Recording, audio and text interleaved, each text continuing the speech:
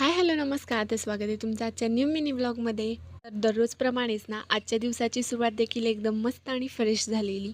पण ना प्रॉब्लेम असा झालेला की आज मी घरी एकटे होते आणि मला ना बिलकुलच करमत नव्हतं. म्हणूनच ना मी इथे टी व्ही बघत बसलेले आणि आजचं वातावरण देखील ना खूप क्लाउडी होतं. त्याच्यामुळे तर टाईम बिलकुल जात नव्हता.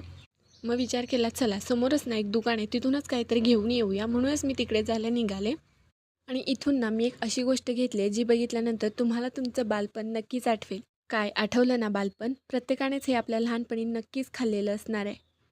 माझ्या आवडीचा खाऊ, त्याचबरोबर माझ्या आवडीचा शो बघत ते खाऊन घेतलं. त्याच्यानंतर असा विचार केला की टाईम तर जात नाही आहे. चला माझं ज्वेलरी ना थोडीशी ऑर्गनाईज करायची होती, तर तीच ऑर्गनाईज करून घेऊया. घराच्या कन्स्ट्रक्शनमुळे सर्व ना मी एकदम कॉम्पॅक्टमध्ये ठेवलेलं आहे.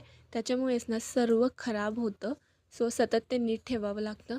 आणि मी तुम्हाला हे जे काही इयरिंग्स दाखवते ना, ते माझ्या खूप जवळचे इयरिंग्स आहेत. आणि हो, त्याच्यामागचं कारण देखील तितकंच खास आहे. हे सर्व इयरिंग्स ना मला माझ्या आहोंनी, आम्ही ज्यावेळेस रिलेशनशिपमध्ये होतो, आम्ही चोरून चोरून भेटायचो, त्यावेळेस गिफ्ट केलेले आहेत. मी तेव्हापासून हे एकदम सांभाळून ठेवलेले आहेत आणि हे मला त्यांनी लेटेस्टली घेऊन दिलेली गोष्ट आहे.